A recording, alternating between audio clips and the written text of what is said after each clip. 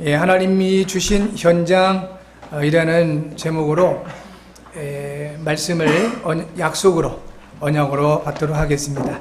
하나님의 말씀으로 모든 것을 창조하셨습니다. 하나님께서는 말씀으로 모든 것을 창조하셨습니다. 이 성경에는 하나님이 말씀으로 창조하시기 이전의 상태가 기록되어 있습니다. 창세기 1장 2절 말씀인데요. 땅은 혼돈하고 공허하며 흑암의 깊음 위에 있다고 했습니다. 이런 가운데 하나님께서 말씀으로 창조 사역을 이루신 것입니다. 혼돈한 가운데, 공허한 가운데, 그리고 흑암의 깊음 가운데 하나님께서는 창조의 사역을 이루셨는데, 그 첫 번째 그 창조가 바로 빛입니다. 빛이 있으라 말씀을 하시니 빛이 있게 되었습니다. 지금도 하나님의 말씀이 없는 세상은 혼돈하고 공허하며 어둠에 있을 수밖에 없습니다. 하나님은 모든 사람에게 하나님의 말씀으로 인한 그 의미 있는 삶을 살기를 원하고 계십니다. 다시 말하면 분명한 방향과 목적을 가진 삶이 되기를 원하시는 거지요. 전혀 방향 없이, 목적 없이 그렇게 살다 보니까 삶의 의미가 안 나오는 것입니다. 그러다 보니 재미만 찾을 수밖에 없습니다. 왜냐하면 의미가 없기 때문에 삶이 무료하고 지루할 수밖에 없지요. 그래서 대부분의 사람들이 재미를 찾는 것입니다. 그래야 뭔가 그것을 통해서 활력을 얻고 뭔가 움직일 수 있는 힘을 얻기 때문이지요. 다시 말하면 내가 살아갈 수밖에 없는 방향이 정확히 나온 사람은 어려움이 와도, 그리고 힘이 들어도 그 길을 기쁨과 감사함으로 갈 수가 있습니다. 내가 이 일을 하는 그 목적이 분명하다면 반대가 와도, 또 고난이 와도 그것을 넘어서서 갈 수가 있지요. 그런데 분명한 목적이 없고 방향이 없으면 조그마한 그 문제에도 모든 것을 포기할 수밖에 없습니다. 하나님께서는 우리에게 말씀으로 말미암아 우리 인생의 방향을 알기를 원하십니다. 사실은 우리가 어떻게 내일 일을 알 수가 있겠습니까? 내일 일도 모르는 우리가 10년 후에 우리의 미래, 20년, 30년 후에 우리의 미래를 어떻게 그려낼 수가 있겠습니까? 그래서 우리는 하나님의 말씀 속에 들어가야 된다 하는 것입니다.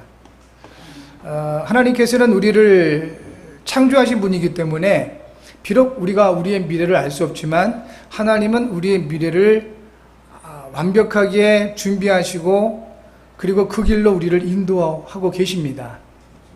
그래서 시편 기자는 주의 말씀이 내 발의 등이요 내 길의 빛이라고 하신 것입니다.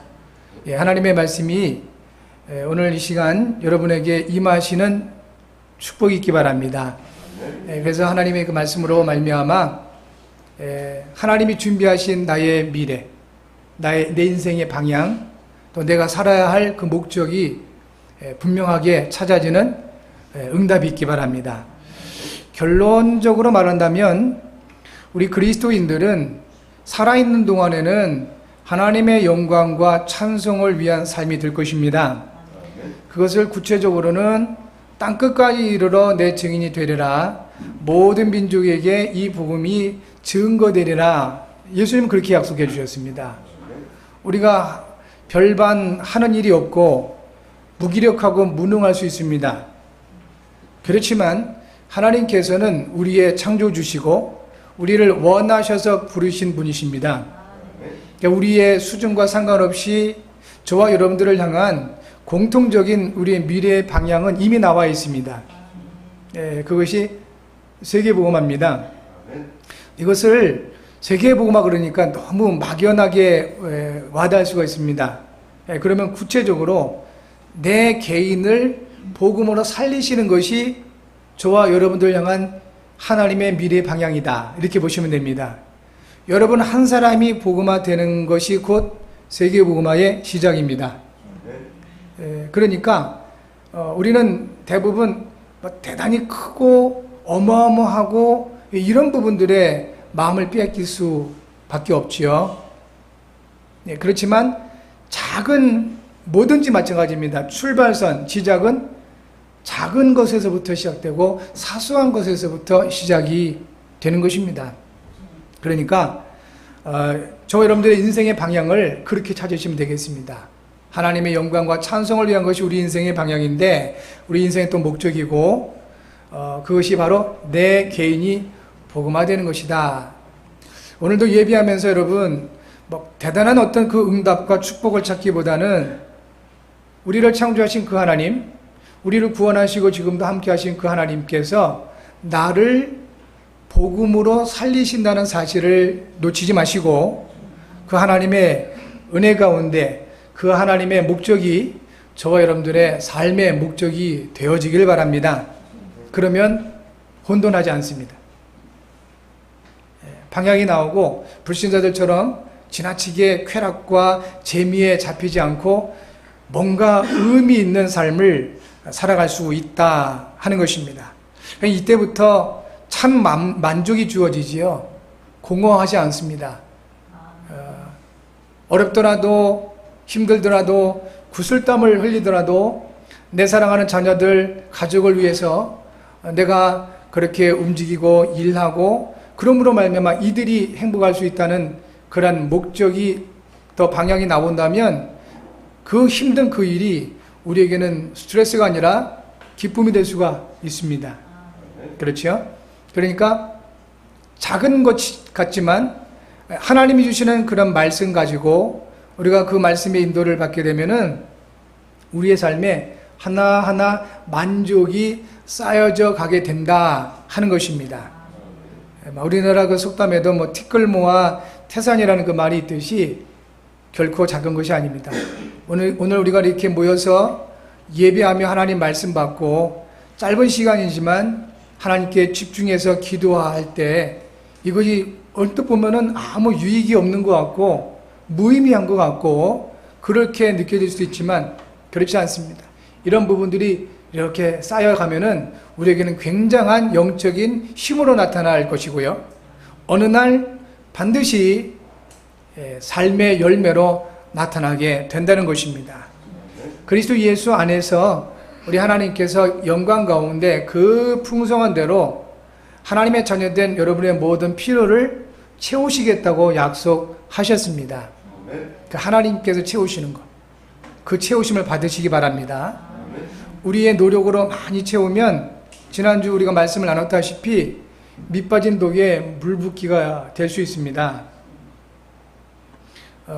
열심히 노력을 해서 막 채우는데 그런데 돌아보면 남는 게 없는 거예요. 왜 그럴까 점검해 보니까 밑이 다 깨져버린 겁니다. 다 새나가는 것입니다. 그런데 하나님께서는 작게 우리에게 응답을 하시는 것 같지만 그 새는 부분들을 하나님 막아주시는 겁니다. 그래서 채워지는 하나님의 것으로 채워지는 저와 여러분들 되셔야 되겠고요. 그리고 이 하나님의 말씀을 따라서 나가다 보면 우리는 빛 가운데 가게 되는 것입니다. 우리의 사람의 말 중에서도요, 어두운 말이 있고 밝은 말이 있습니다. 쉽게 말하면 부정적인 말들이 있고 긍정적인 말들이 있어요. 일반적으로 실험을 했는데 증명이 됐습니다. 이런 꽃이나 식물 같은 것에도 자꾸 부정적인 말을 이렇게 하게 되면 신기하죠? 금방 시들어 죽어버리는 거예요. 그런데 좋은 말, 긍정적인 말들을 계속 이렇게 해주면 살아나는 거예요. 이것이 과연 무슨 원리일까요? 이게 바로 하나님의 창조의 원리인 것입니다. 특별히 사람은 하나님의 형상으로 지으셨기 때문에 말의 권세가 있습니다. 여러분, 우리가 빛 가운데 구한다라고 할 때 너무 어렵고 힘들게 생각하시면 안 되겠습니다. 막 지극히 거룩하고 막 불신자들이 하는 거 전혀 안 하고 뭔가 이렇게 다른 어떤 생활을 하는 것이 빛, 이렇게만 보기 쉬운데 그렇지가 않고요. 하나님의 말씀 자체가 빛이고 복음이 빛입니다. 그리고 그리스도께서 이 세상에 빛으로 오셨습니다. 그리고 저와 여러분과 함께 하시는 것입니다. 우리가 완벽해서 이 죄사함을 받은 것도 아니고요. 예수 믿는 우리가 지금도 이렇게 실수도 안 하고 완전한 삶을 살기 때문에 의롭다 하신 것이 아닙니다. 성경은 이렇게 말씀하십니다. 모든 사람이 죄를 범하였음에 하나님의 영광에 이르지 못하다니 그랬습니다. 한 사람도 예외 없이 모든 사람은 아담의 후손이고 아담의 후손된 모든 사람에게는 원죄, 죄성이 있습니다. 그 결과가 하나님의 영광에 이르지 못하는 거예요. 그러니까 이 죄의 문제를 해결받지 못하는 사람들의 가장 큰 특징이고 공통점은 예배 안 드려요. 하나님과 관계없습니다. 하나님 말씀 듣기도 힘들어하고 의미가 없어요. 기도하는 것도 그렇고요. 그렇던 거죠. 그 왜 그러냐면 그 죄성 때문에 그렇습니다. 하나님의 영광에 이르지 못하더니 그 어디서 나오냐? 범죄에서 나온다 이겁니다. 그런데 그리스도 예수 안에 있는 이 하나님의 은혜로 값없이 우리가 의롭다 하심을 얻은 자 되었다 했습니다. 이게 로마서 3장 23절 24절 말씀입니다. 그리스도 예수 안에 있는 은혜로 말미암아 우리가 값없이 의롭다 하심을 얻은 자 되었다. 의인이 된 게 아닌 것입니다. 하나님께서 주시는 그 값없이 주신, 왜 값없이 주셨을까요? 그걸 계산할 수 있는 내용이 아닌 것입니다. 뭐 얼마를 주고 그걸 살 수 있을까요? 그리스도 예수의 그 속량, 십자가의 그 은혜를 얼마를 주고 살 수 있으며 무엇으로 그것을 바꿀 수 있을까요? 없는 것입니다. 하나님의 절대 주권이고 하나님의 절대적인 은혜이기 때문에 무엇으로도 바꿀 수 없어서 성경은 값없이 그 은혜를 주셨다 하신 겁니다. 그 결과로 우리는 의인이 된 게 아니고 의롭다 하심을 얻은 자 되었다 했습니다. 예수 믿는다고 실수 안 합니까? 여전히 하거든요. 예수 믿으면 갑자기 없었던 능력이 생기고 영웅처럼 돼서 못하는 일이 없이 그렇게 됩니까? 그렇지가 않습니다. 여전히 연약하고 여전히 무능할 수도 있습니다. 그런데 우리와 함께 하시는 그 그리스도의 십자가의 속량, 그 하나님의 은혜로 말미암아 하나님은 우리의 허물을 보시거나 우리의 실수를 보시는 것이 아니라 우리 안에 계신 그리스도를 바라보신다는 겁니다. 그래서 우리를 언제나 인도하시고 함께 하신다는 것입니다. 우리의 모자람, 우리의 무능력을 보시는 것이 아니라 우리에게 주신 또 우리와 함께 하시는 그리스도를 바라보면서 하나님은 우리와 함께 하신다는 것입니다. 여러분, 이 사실이 바로 빛 가운데 있는 것입니다. 저와 여러분들은 그래서 날마다 베드로의 그 고백이 저와 여러분의 고백이 되시면 되겠습니다. 주는 그리스도시요 살아계신 하나님의 아들이십니다. 마태복음 16장 16절 예수께서 질문하셨을 때 이 고백이 베드로의 고백인데요. 이 작은 고백이 베드로의 모든 허물과 실수와 그 모든 죄성을 다 뛰어넘어서 예수님께서 약속하신 대로 유대인의 사도로 한 시대를 살리는 전도자의 응답으로 나타나게 된 것입니다.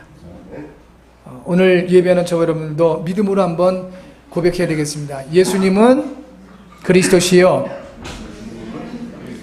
살아계신 하나님의 아들이십니다. 이 사실을 여러분 믿음으로 고백하시기를 바랍니다. 가능하면 매 순간 삶의 현장 속에서 고백하시는 은혜가 있기 바랍니다. 빛 가운데 거하는 것입니다.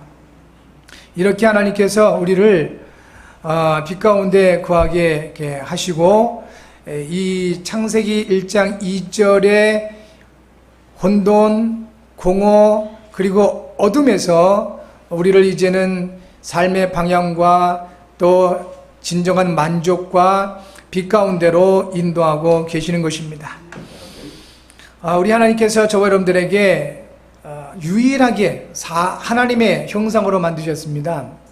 이것은 우리가 하나님과 함께 할 수 있는 유일한 존재라는 의미가 되겠습니다. 물고기는 물속에 살도록 만드신 것입니다. 물고기가 아무리 용기가 있어서 또 결단을 하고 물에서 뛰어나온다 그럴 수 있거든요. 그런데 그때부터는 이 물고기는 고통과 죽음을 맞게 되는 것입니다. 우리 사람들 가운데서도 간혹 하나님 없이 용기 있게 결단하고 하나님 떠나서 정말 한번 성공해 보겠다라고 해서 살아가지만 결국은 한 사람도 예외 없이 한계에 부딪히고 영적인 문제에 빠지게 되는 것입니다. 생각해 보셔야 됩니다. 물고기를 하나님께서 물속에서 살도록 만드셨는데 그 물고기가 물속에 있을 때 가장 행복하고 자유합니다. 그런데 문제 없을까요? 문제 있습니다. 나름대로 먹고 사는 문제, 움직이는 문제들 나름대로 있습니다. 우리 사람은 하나님과 함께 하도록 창조하셨습니다. 가장 행복하고 자유할 수 있는 그 길이 그겁니다. 사람으로서 가장 행복하고 가장 자유할 수 있는 길은 하나님과 함께 하는 것입니다. 그런데 우리가 하나님과 함께 한다고 해서 문제 없을까요? 문제 있습니다. 창세기 2장 15절을 보니까요, 여호와 하나님이 그 사람을, 아담이죠, 그 사람을 이끌어 에덴 동산에 두어 그것을 경작하며 지키게 하시고 그랬습니다. 하나님께서 에덴 동산을 만드시고 거기에다가 이제 아담을 이끄신 겁니다. 아담을 데려다 놓으신 거예요. 그리고 아담에게 아무것도 하지 않고 그냥 먹고 놀고 이게 아니고요, 아담으로 하여금 그 에덴 동산을 경작하게 하시고 지키게 하셨다는 겁니다. 일한 거예요. 많은 사람들이 지금도 사회생활 문제입니다. 너무 힘들어요. 직장생활 너무너무 힘들어요. 세상 사는 게 너무 힘들고 고통스럽습니다. 그렇잖아요. 그리스도 안에 있는 우리들도 그렇게 생각하고요. 심지어는 예배하는 것 자체도 일이 돼서 너무 힘듭니다. 그렇게 말하는 분들이 있습니다. 하나님과 분명히 함께하는 분들이에요. 그런데 문제가 있는 거예요. 근데 그건 당연한 거다. 아담에게도 에덴 동산에서 두시고 그 범죄하기 이전 상태입니다. 그런데 그 에덴을 경작하게 하시고 지키게 하신 겁니다. 지금도 동일하지요. 어떤 일을 하는데 어떤 사람들에게는 그 일 자체가 문제가 돼요. 고통이 되고요. 너무 힘든 거예요. 그런데 어떤 사람에게는 그것이 굉장히 기쁨이 되고 힘이 되고 그런 거예요. 쉽게 지금 이 취업 문제가 국가 문제가 되어버렸어요. 사회 문제가 아니고 아예 그냥 국가적인 문제가 되어버렸습니다. 특별히 젊은이들 그 취업 문제가 너무 오랫동안 이렇게 직장을 찾기 위해서 공부하고 준비하고 또 나름대로 노력하고 그랬던 사람이 원하던 그 직장에 들어갔어요. 그런데 쉽게 그 일 시키는 회사가 어디 있겠어요? 힘들겠죠. 그런데 당분간은 아마 이 청년은 굉장히 기쁨을 할 겁니다.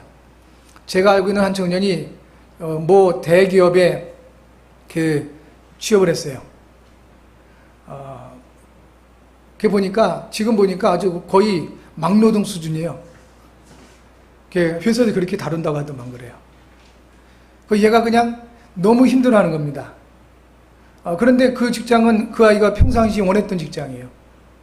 그러니까 힘들지만 얘는 이제 그걸 이렇게 이겨나가는 것입니다.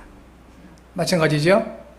여러분, 우리가 하나님과 함께 한다고 해서 우리에게 문제가 전혀 없다, 내게 왜 이런 문제가 있을까 오해하시면 안 된다는 것입니다. 그 모든 것들은 응답이고 축복인 줄 믿으셔야 됩니다. 여러분, 무릎이 안 좋으신 분들은 자리에서 그냥 일어나는 것 자체가 문제가 돼요. 무릎이 안 좋으니까. 그런데 건강하신 분들은 뭐 일어나는 거 그게 문제가 되겠습니까? 막 등산도 하시고 뭐 많은 그 일을 움직임을 가질 수 있죠. 또 속이 워낙 안 좋으신 분들은 한 끼 식사가 그게 문제가 될 수가 있고 고통이 될 수도 있어요. 그러나 소화력이 왕성하신 분들은 뭐 아무리 많은 음식을 먹어도 상관이 없고 오히려 즐거움이 되지요. 그러니까 결론은 뭐냐면 내게 주어지는 환경이 문제가 아니라는 것입니다. 결국 그것을 대하는 내가 문제가 될 수 있다. 나의 상태가 어떠하냐 그겁니다. 여러분, 우리가 하나님과 함께 한다는 이 부분들은 환경을 바꾸는 방법이 아닌 것입니다. 나를 찾고 나 자신을 세우는 유일한 길이 됨을 믿으셔야 되겠습니다. 여러분, 그래서 오늘 우리 하나님께서 주시는 이와 같은 그 모든 말씀을 통해서 하나님이 주시는 현장을 찾아내시는 은혜가 있기 바라고, 특별히 그리스도 예수로 말미암아 이미 십자가에서 완성하신 그 구원의 축복을 누리심으로 여러분 모든 삶을 복음으로 살리시는, 그리고 진정한 그 의미 있는, 그리고 목적이 있는 그런 삶이 되어지길 바랍니다. 뭐 불신자들이 말하는 그런 그 의미, 목적이 아니에요. 그분들은 전부 이렇게 내가 성공하고 내가 잘 되는 그것이 목적을 두고 그걸 확 달려나가는데, 그런 목적을 잡아도 이루어져요. 그게 우리 인간에게 주신 하나님의 능력이에요. 우리가 말을 계속 좋은 말을 하게 되면 그 말의 권세에 의해서 시들어버렸던 식물도 다시 살아날 수 있듯이, 정말 그렇습니다. 그래서 우리 자녀들, 렘넌트들, 또 우리 사랑하는 그 남편, 아내, 가족들, 또 전도 대상자들을 위해서는 우리 믿음의 사람들은 일단 복음을 전하고 못 전하고 그 이전에 우리는 하나님 앞에 믿음의 말을 많이 심으셔야 됩니다. 축복의 말을 많이 심으시기 바랍니다. 심지어는 실상 생각만 해도 막 기분이 나빠지는 사람이 있을 수 있습니다. 그것이 가족이라도 그럴 수 있죠. 일을 갈면서도 축복하셔야 됩니다. 이를 안 다물고도 저주의 말을 하지 마시고, 저와 여러분들은 말의 권세를 받은 사람들입니다. 하나님이 말씀으로 모든 만물을 창조하셨고, 그 하나님이 어디 계셔요? 여러분과 함께 하시지 않습니까? 그 여러분이 믿음으로 그 말을 선포할 때마다 그게 이루어진다니까요. 에스겔서 37장에 보면 너무 중요한 그 사건이 기록되어 있죠. 골짜기의 마른 뼈다귀들이 살아나서 큰 군대가 되는 사건을 기록하고 있습니다. 그렇게 하신 하나님의 방법은 단 한 가지, 이 에스겔 선지자로 하여금 그 현장으로 이끄셔서 한 가지를 미션을 주셨습니다. 할 일을 주셨습니다. 뭔지 아시죠? 대언해라. 대신 말해라는 거거든요. 하나님이 말씀을 하셔야 되겠지만 그 에스겔 선지자에게 하나님은 말씀하셨습니다. 대신 말해라. 내 대신 네가 이 마른 뼈다귀들에게 말해라. 그겁니다. 저와 여러분들의 전도사역은 그겁니다. 대언. 우리가 뭐 이렇게 인격을 갖춰서 열심히 사람들을 잘해주고 그게 아니고요. 대언. 그래야 살아납니다. 하나님 말씀을 대언하시는 여러분들 되시기 바랍니다. 그래서 믿음으로 하나님께서 이 영혼을 내게 붙여주셨다 믿고 그 영혼들을 축복하시기 바랍니다. 그 영혼들을 향한 생명의 말을 많이 해주시기 바랍니다. 특별히 자녀들에게는 그렇게 하셔야 됩니다. 그러면 어느 날 여러분이 그 심은 그 말의 씨앗이 우리의 사랑하는 영혼들을 통하여 열매로 맺어지는 것을 보시게 될 것입니다. 그리스도이신 예수님께서 말씀으로 창조하신 하나님이 사람이 되어오신 그리스도께서 지금 여러분과 함께 하십니다.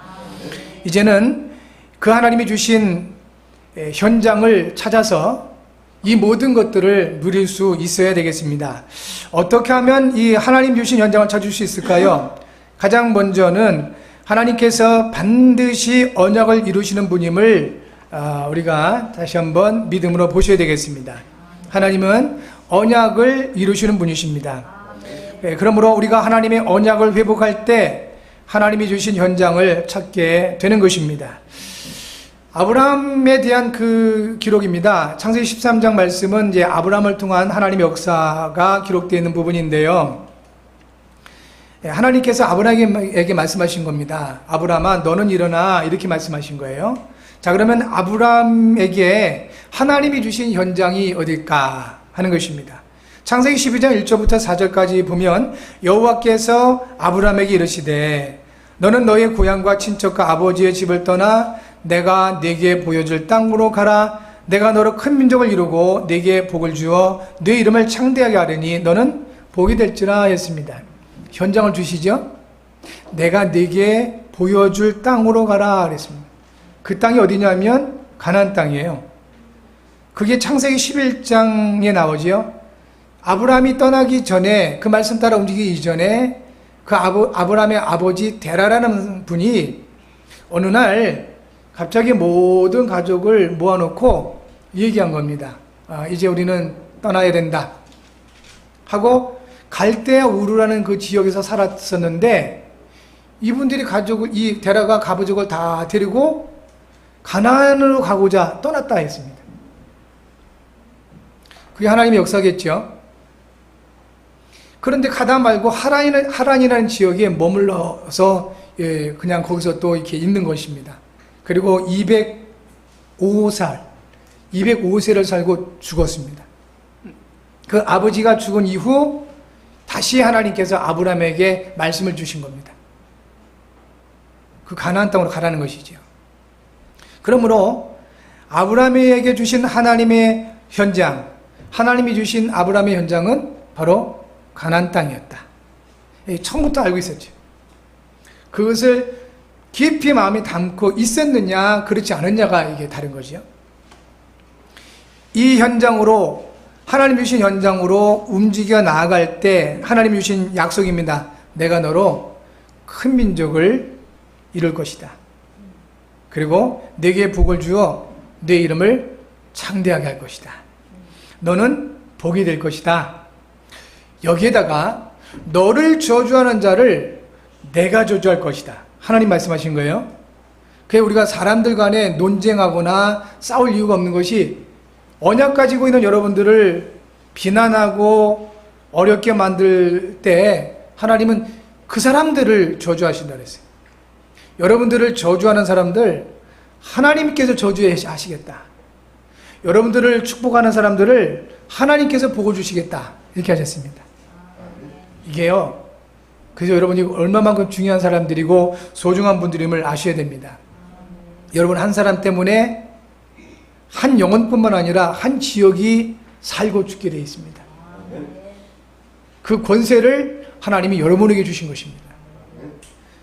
그래서 이제 우리는 여러 가지 그 환경에 매이지 말고 사람의 어떤 그 여론 신앙에 묶이지 말고 하나님의 언약을 회복해야 되겠다 하는 것입니다. 그럴 때 하나님이 주신 나의 현장을 찾게 되는 것이다. 두 번째는 하나님은 절대 주권으로 역사를 하십니다. 우리가 하나님의 주권을 인정하게 되면 지역이나 생업, 사건, 만남 등을 통해서 하나님이 주신 현장을 찾게 되는 것입니다. 창세기 13장 1절부터 13절인데요. 아브라함이 애굽에서 이렇게 다시 나왔습니다. 나와서 이제 다시 이 언약의 땅, 가나안 땅으로 이제 가고자 했었는데, 그때는 이미 하나님이 주시는 그 은과 금이 풍성했다 했습니다. 그런데요, 이때는 외부적인 그 문제가 아니라 이제 내부적인 문제가 일어난 거예요. 안에서 문제가 터졌습니다. 조카 롯이 이 문제가 된 거예요.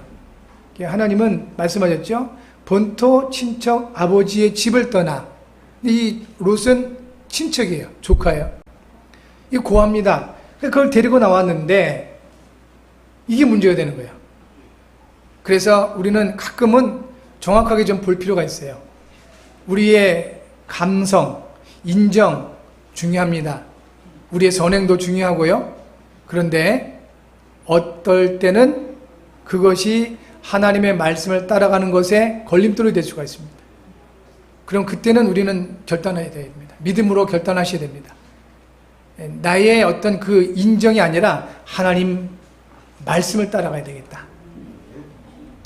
롯을 하나님께서 떠나게 만드십니다. 그래서 아브라함에게 주신 그 처음 언약을 완벽하게 회복하게 하시죠. 롯이 떠나니까 눈에 보기 좋은 저 소돔과 고모라 땅으로 떠나게 되니까 그때부터 이 내부적인 문제가 사라지게 되는 것입니다. 여러분, 이 아브라함이 움직여 나가면서 오는 여러 가지 문제들, 사건들, 이런 그 모든 것들이 결국은 하나님이 아브라함에게 주신 현장을 찾게 하는 그 방법이었다 하는 것입니다. 지금까지 여러분 살아오시면서 많은 일들을 겪으셨겠죠. 혹은 지금도 문제라는 것에 매여 있을 수도 있습니다. 잘 돌아보셔야 됩니다. 과연 문제일까요? 하나님은 여러분과 함께 하십니다. 우리와 함께 하십니다.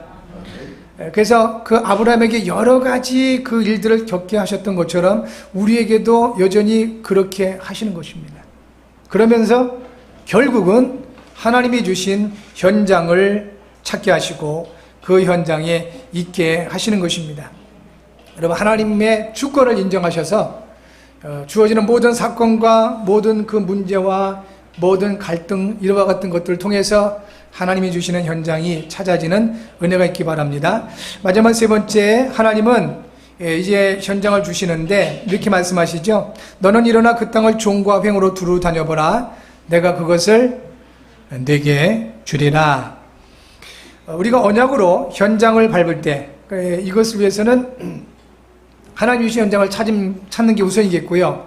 혹 이렇게 확신이 없다 할지라도 지금 주어진 현장을 우리가 믿음으로 밟게 되면 하나님이 주신 그 현장이 나의 현장이 되는 것입니다.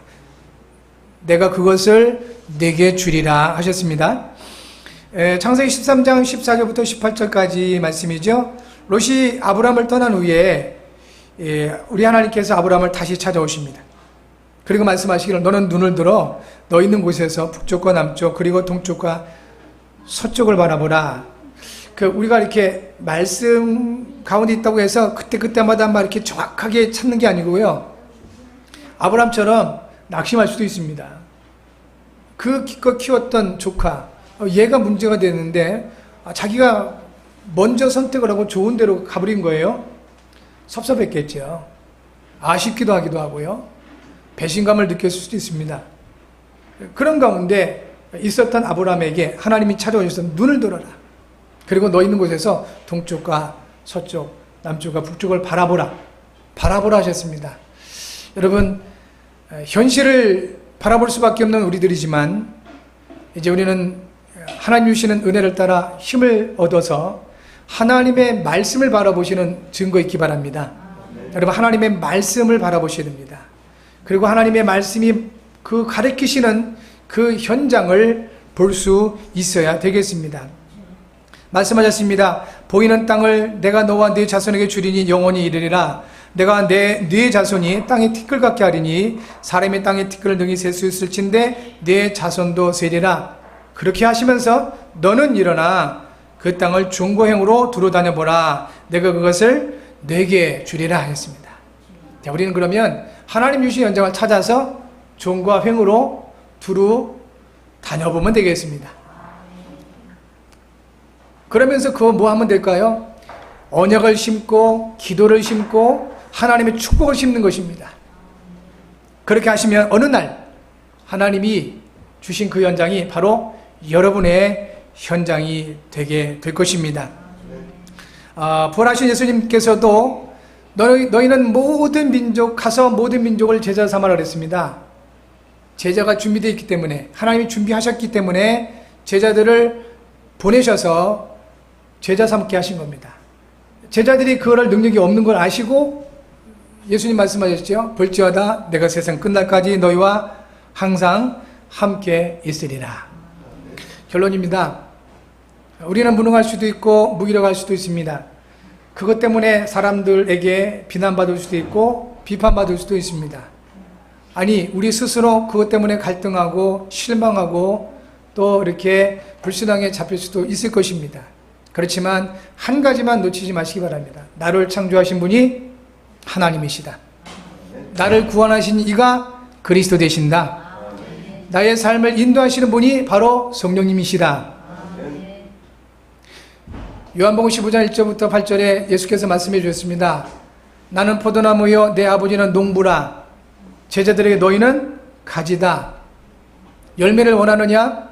가지가 포도나무에 붙어 있기만 하면 어느 날 절로 열매를 맺게 될 것이다.